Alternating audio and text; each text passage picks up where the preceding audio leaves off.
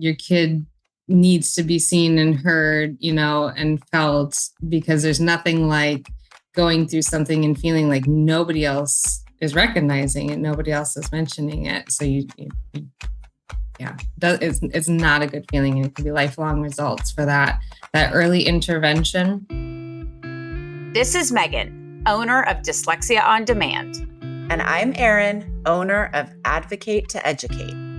And we are the Don't Call on Me podcast. We are here to talk about dyslexia, to remove the stigma, to hear what families really go through, and to share their stories. In both of our businesses and personal experiences on a daily basis, we listen to people telling their stories. Many of heartbreak, many of struggle, but most all have a silver lining, even eventually. It's all about the stories. The more we share, the more we realize we aren't alone and we are a community. No, a tribe standing together. Today's episode is sponsored by Advocate to Educate. We help parents navigate through the confusing maze of special education in public schools in California. We support families starting as early as preschool through 12th grade, creating individual education plans to support the specific needs of your unique and amazing child. To learn more, go to our website, advocate2educate.com. Today's episode is sponsored by Dyslexia on Demand. Dyslexia on Demand uses only the highest trained dyslexia therapists, and it's all one-on-one and individualized to your child's needs. The best part is that it doesn't matter where you're located because it's all virtual. Visit us at dyslexiaondemand.com to learn more. Thanks, everybody, for joining us today. We are so excited today to hear from Lisa DeLaet, who I think it's super cool that she's in Alaska, because there are very few people, it seems, in my head that even live in Alaska. And I know that you have done a lot of work in just kind of the dyslexia world, or just lots of advocacy and efforts. And we are so excited to hear from you today. So thanks for joining us. And why don't you just kind of give everybody a little bit of a brief introduction about yourself? Thank you, Megan, and thank you, Eryn, for having me. So yes, Lisa DeLaet, and I currently live in Ketchikan, Alaska. My family and I have moved for the past 20 years, being in the Coast Guard, and I work in the behavioral health field. And I have a husband who has dyslexia and a son who has dyslexia. And I would guess, but she hasn't been tested, a teenage daughter who also has dyslexia. Party in your house. Right. It is. We're the fun ones, I have to say. Like, we're the ones cracking the jokes, being silly, and, saying things that are so just maybe not the right words. And they're looking at us like, is that really what you meant? But yeah, so I'm sure it's quite entertaining to be in your house. Very much so. Yes. They're all full of personality and lots of laughs. And they're just, they're all bright and intelligent and creative. It's a lot of fun. My life would be boring if I didn't have all. I mean, I'm not saying that, but I kind of am. If you could just start out by telling us a little bit about your dyslexia journey. I know it's not yours individually, but obviously it's like we were talking about, it's a family affair. So Yes. So when I met my husband, I knew that he had undiagnosed dyslexia from his story of being held back twice in elementary and then still not graduating on time. And we'd write cards together and I'd always have to correct his and things like that. And so it was joking. And he always just said, I'm probably dyslexic. And so when we had children, I didn't really notice it with my daughter because her memorization, her memory, her other skills played a factor. So I kind of call her that stealth dyslexic. And then we also moved her after kindergarten, before first grade, from Alaska to Illinois. And so standards and expectations are different. So then when she was behind there, so those kinds of things. So it got away from us. But then when my son was around preschool age, I noticed some things that were different than Morgan, or my daughter, when she was little and that preschool age. Things like having difficulty with colors, shapes, numbers, and letters, even just singing the alphabet. And so then I was like, oh, okay, maybe I'm not the best teacher for him. He is a second born, he is a boy, like he's got these other interests and things. So I kind of let that take over a little bit.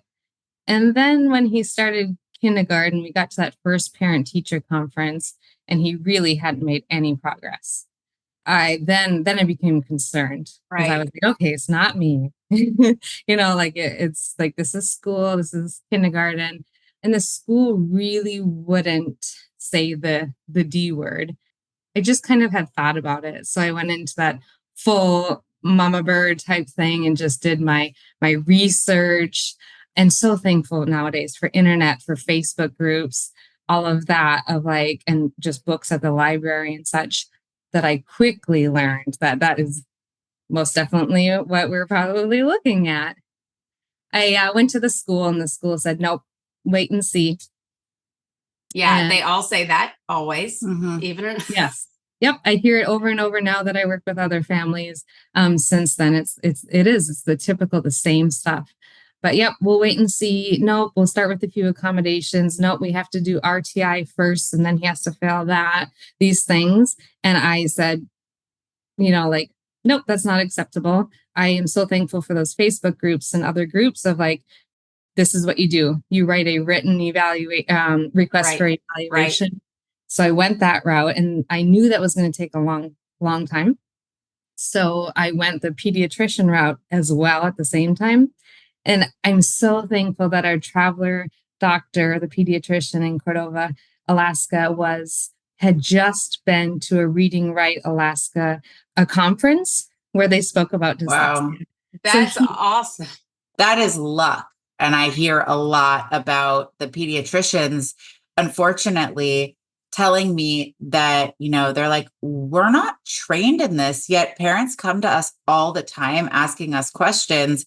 And we feel like we have to say something in the sense of they don't even know what to say. And so I've been thinking about how can we triage with them, because really it would be so great if they could say, let me step out and call somebody and get back to you. That's a big area of misinformation being funneled from pediatricians, unfortunately. Completely. And there are actually still a handful of states where dyslexia is considered a medical diagnosis. So they are going to the pediatricians and they find the exact same situation, right?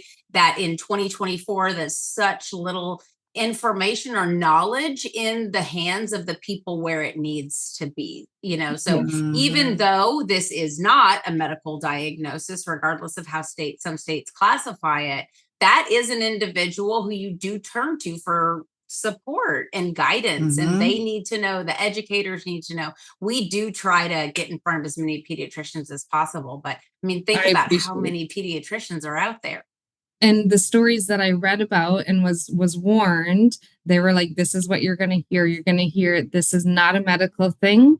You need to talk to the school, because the school says, no, we can't handle this. You need to talk to a pediatrician. And so then the families are just bounced around. So totally. It's unbelievable, amount of luck that I had a pediatrician, a traveling one, that I just went to a conference, just learned this information. So not only know what to say, but what to ask.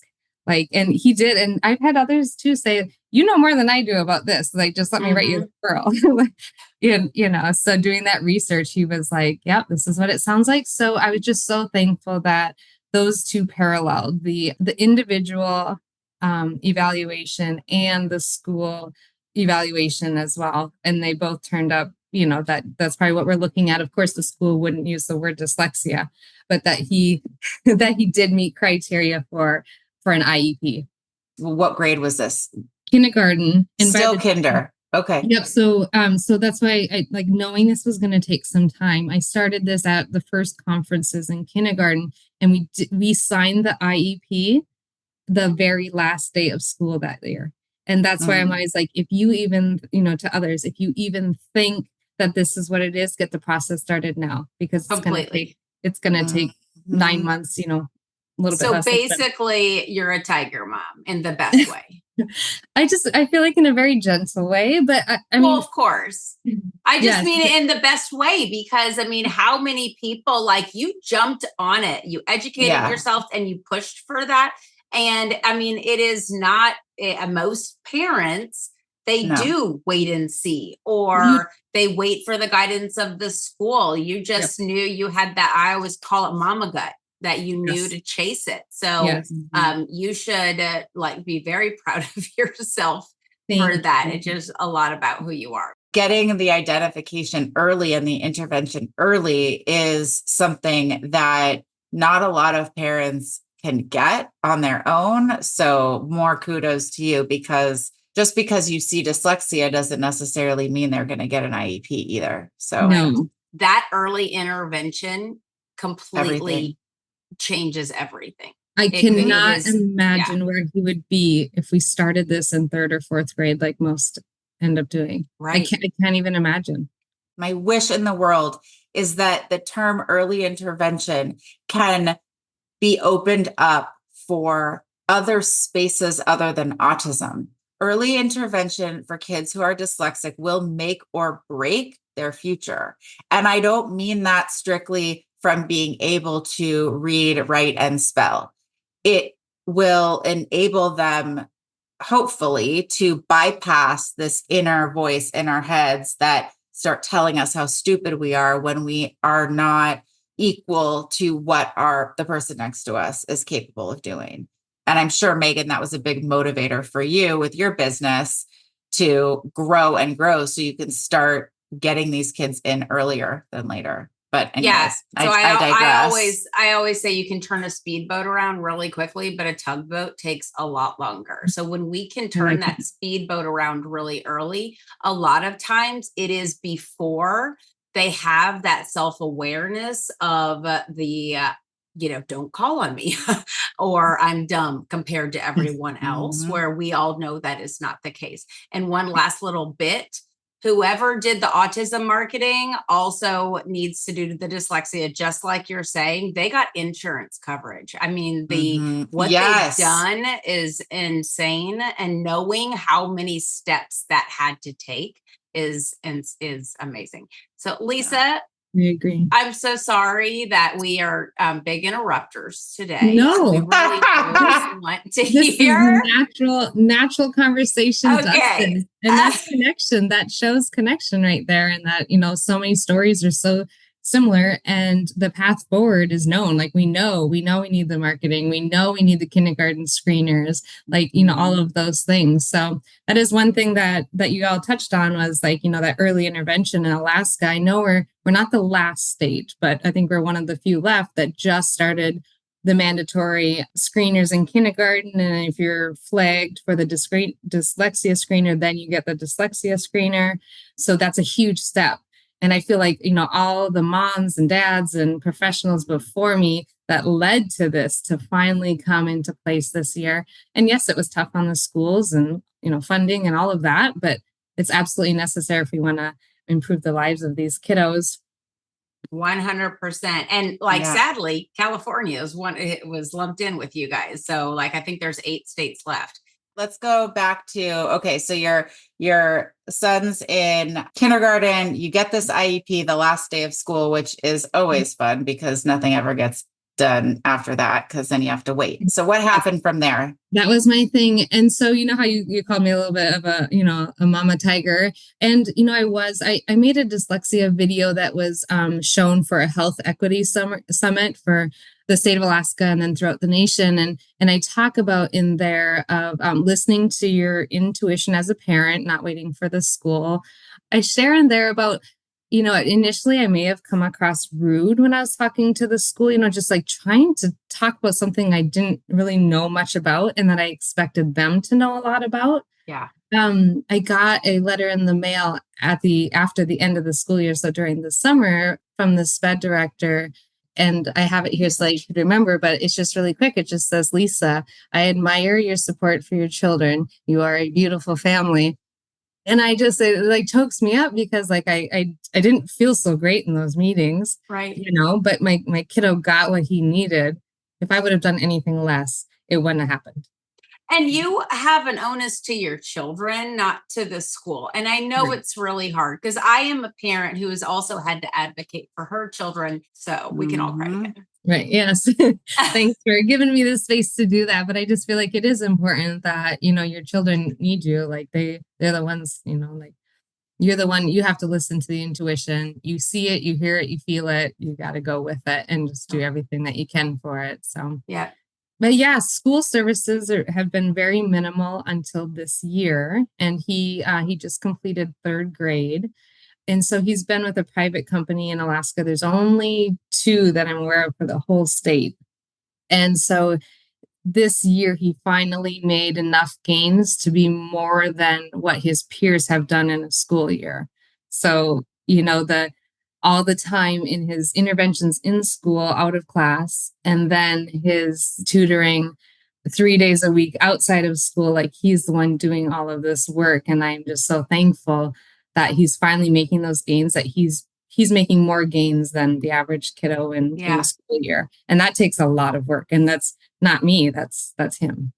Well, totally.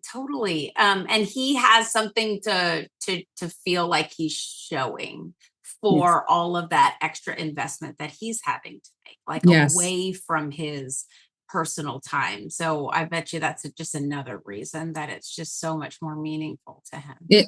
It is. And then I think it was you, Eryn, that mentioned it, of like he raises his hand and reads out loud, aloud when they're reading a classroom book. Like he's the one raising his hand. He knows he's behind. He knows there's a difference between the other readers, but his self-esteem and his confidence are so intact that he's like, it's okay. And he knows that there's probably, 2, 3, 4 others in his class that are in a similar situation as him. So just that early intervention to save that confidence, that self-esteem, priceless. I can think to so many moments where I was just, even as an adult, thinking about, oh my gosh, like we're reading something as a group, like, don't please, like, I'm going to go to the bathroom, or I don't have my glasses. I don't have reading glasses. Like I don't even have them. So, right. So I'm like, what can I make up? It's the early intervention piece. I really hope we see through all these interviews that really does make a big impact, because it makes a lot of sense to me. And I would hope it does for the other kids that are getting that. So volunteering to read out loud, and you're probably like, what? Yeah. And that's why I mentioned it, because most kids are just sweating bullets. And we read the book Fish in a Tree. She does anything, like you're saying, anything to get out of, reading, writing, all of the things, not wanting to go to school, things like that. So I just that to me was like absolutely amazing. And when the teacher sent me a video of it, like just tears. Oh, you're so, of course. You're kids are willing to go to the principal's office, man. They're willing to do anything, make a fool of themselves, act like a class clown, get like suspended. And it's all to save face. The word embarrassed is what came up, I think, with every single person with dyslexia that we've interviewed thus far. Mm-hmm. Embarrassed. That is the word that shows up over and over again, which is so sad to me, because our schools are not even designed to teach them properly. Right. That is. So tell us a little bit about your daughter and that piece of the journey, because you were saying that she has been identified with dyslexia, correct? Well, I mean, just through me and my research. Okay. Yes. Okay. That's fine. But as you said that she's a stealth dyslexic, which 100% we see those all the time, just that ability to memorize, because as anyone listening to this probably all know, that the majority of children with dyslexia or individuals are average to above average intelligence. So they have this amazing brain strength. But how did you see it? Do you see how it manifests itself? Any of that kind of stuff? Sure. Yeah. Thanks for asking about her. And she just recently, she'll now crack jokes. She'll mispronounce words. She will kind of create a word that's not real. She'll use sounds like words, like totally different definitions, but they sound like the same. she's 16. She's going into her junior year, and she is a 4.0, smart as a whip, like, I don't know, I think she's going in calculus or something. Like she's unbelievably smart, intelligent, I guess, like steel trap in that brain. She will memorize things. And looking back, I think that's what she did with words, is that she memorized, I don't remember the number of like the average words that we all memorize, but she's definitely over that. So that memory, that steel trap has really helped her. And so now she kind of laughs about it. She's starting to accept it, I think, a little bit. And she doesn't want to get a diagnosis or any, she's just not ready for that level yet, because she's used her other resources in her brain. I am not in your daughter's brain, but from everything I understand, she is having to work like 600 times harder than her neurotypical reading peers. And so have you seen that fall out, or is it just that the other thing that I say is like, she doesn't know any different, because that's the only way she's ever known that. But did you ever, like, as she was growing up, see any just kind of emotional distress about just like how hard she had to work, or not really? So there was the time where we moved when she finished kindergarten here and feeling like she's advanced, and then moving to the new state of Illinois. And then her teacher had mentioned like social emotional. And I'm like, this kid is actually like really social and has friends and, a little bit shy, but just like, I didn't see those problems. The teacher was seeing the social emotional, but not identifying the reading part, the reading and writing spelling part. And unbelievably thankful for her second grade teacher there in Illinois. She has since went on to get like a master's in reading and a reading specialist and things. And I do like to think that maybe Morgan was part of her story, but she connected with Morgan, and I think without knowing it, I mean, maybe her education gave her the heads up to help Morgan. And then Morgan not only got on grade level, but went above, like, flew past her peers in that very short second grade year. So then I was like, oh, okay, we're good. And she's amazing at math. And she holds her pencil grip. She's got the two fingers over. She's got some of those signs outside, the other signs.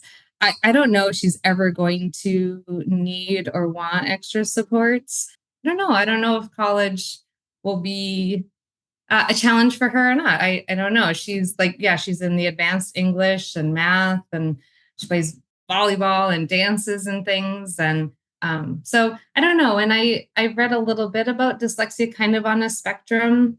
So I'm just maybe. Of course. Yeah. Yeah. Yeah. So maybe she is on that, that lower level of her dyslexia is not the same as my husband's or her brother's. And so maybe that also is a factor in it, that she's. And, there's not a need to fix something that's not broken and devastating. And so I look at it like she could just have traits, and she could have just those traits, and that's it. When I talk to parents who are looking for therapy for their child, who is more of an adult child, or pushing that limit, about to go into college, or someone who is in college, etc.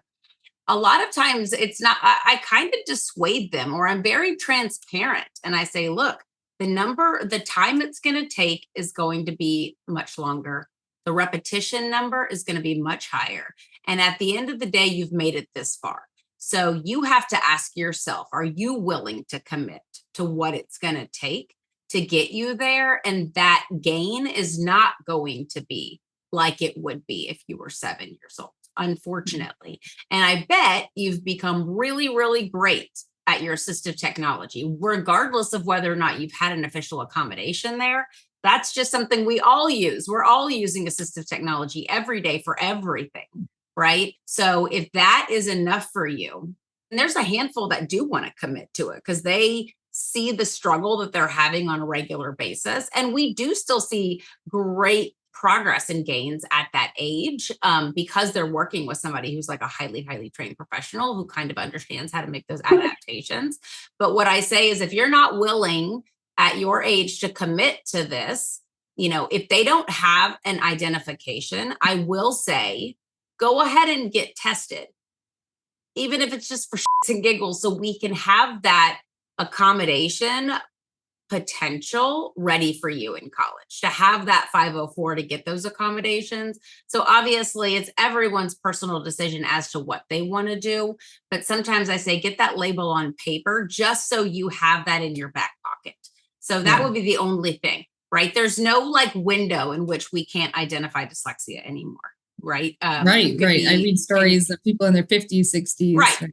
Yeah, I agree. Thank you for that. I think I do want to cover just a little bit of the advocacy. Yes, because I was going to ask you about that next, but I wanted to make sure you were finished sharing about your kids. Oh, sorry. Yes, I think so. Yeah. Through advocacy, I mean, I feel like I started advocating just right away for my own child. And then it was just quickly like I realized how needed I was for others. The video that I did, I end with, like, not only does your own kid need you, but there's other kids that need you and your voice as well. So I started speaking at like school board meetings. One of the that I love that I got to do a year ago was the preschool year. So that there was 2 days of training. Our school district did a trauma-informed conference for all of the school district staff.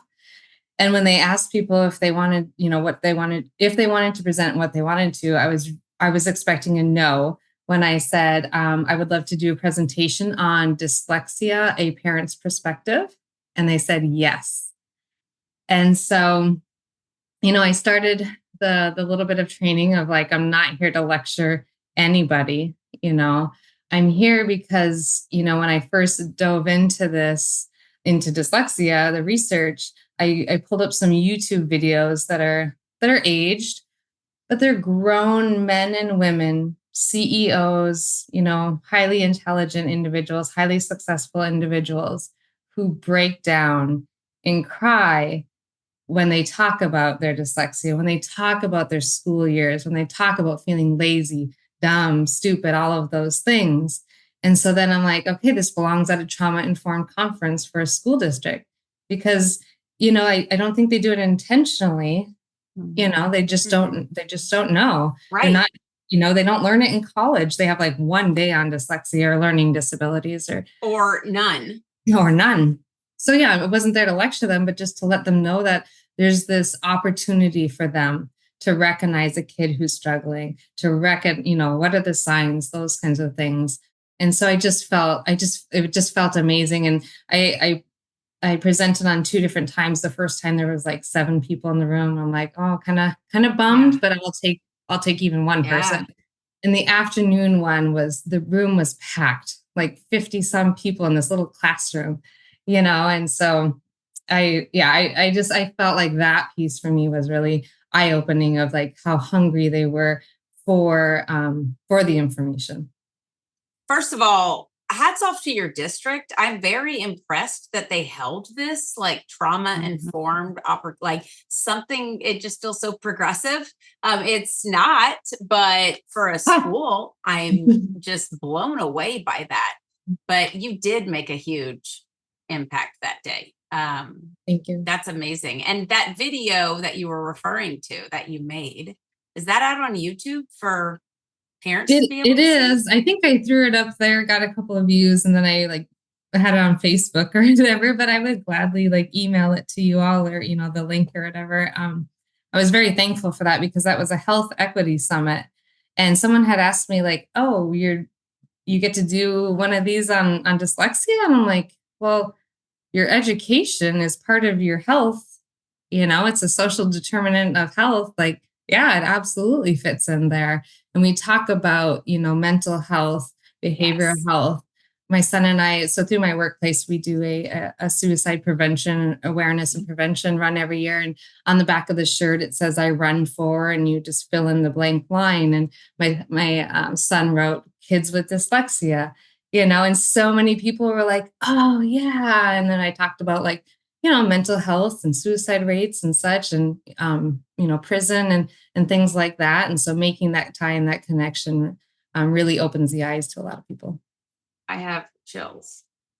We all just need to, anyone who is even remotely impacted needs to just be a voice, just like what you're doing today, Lisa, just what we're doing, because we can't just assume and wait for the schools to do that. I mean, all legislative change has been led by parents. It's just by those voices. And I always say, like, even if you don't think you're doing something huge, right? You're adding a bean in, and next thing we know, we have bean soup.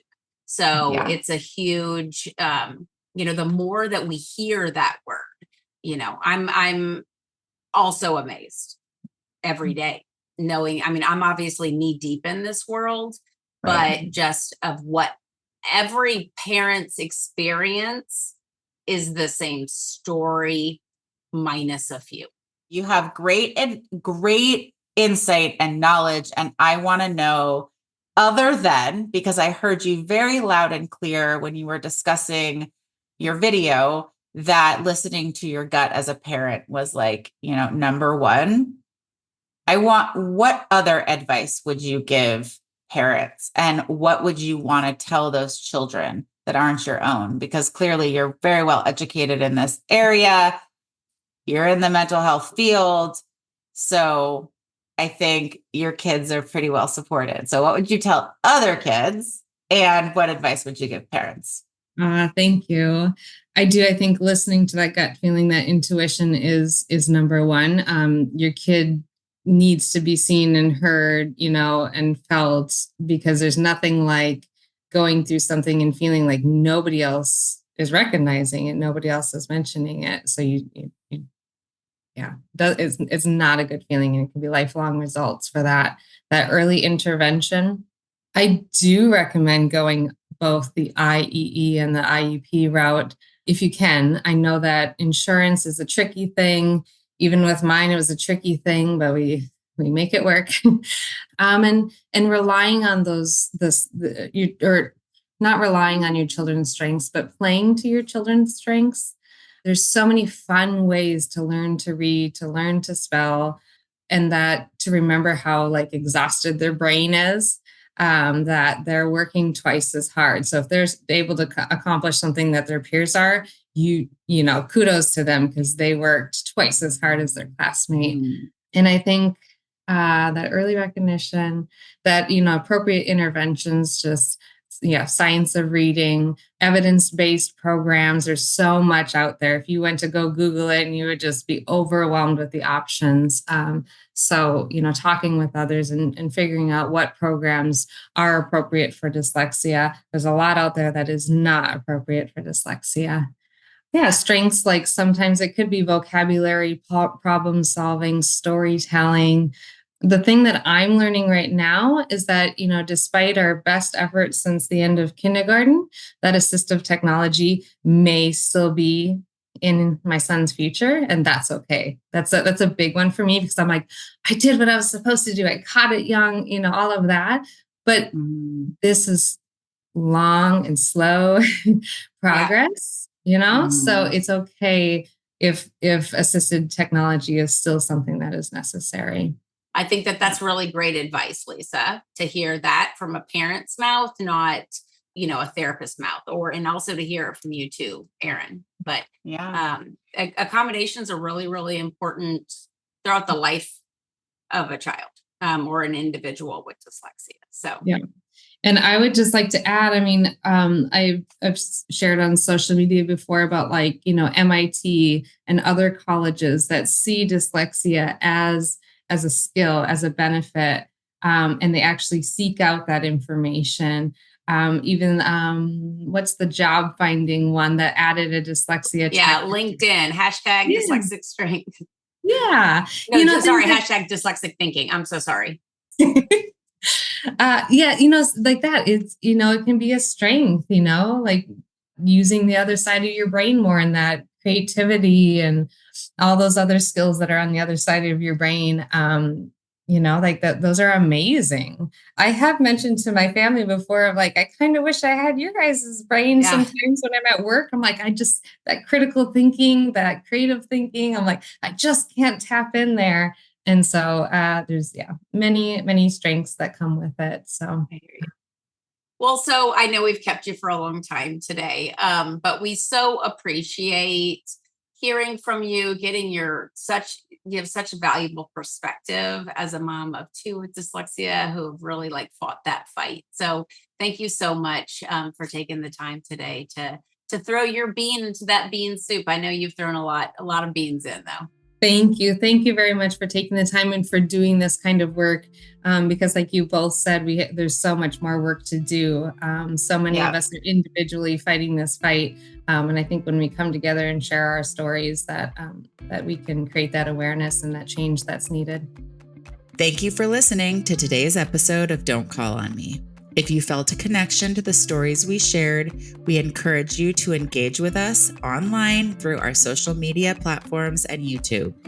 Contribute your own experiences at don'tcallonme.com and help us spread the word about dyslexia. Your involvement is critical as we build and support our community. Tune in next time for more empowering stories.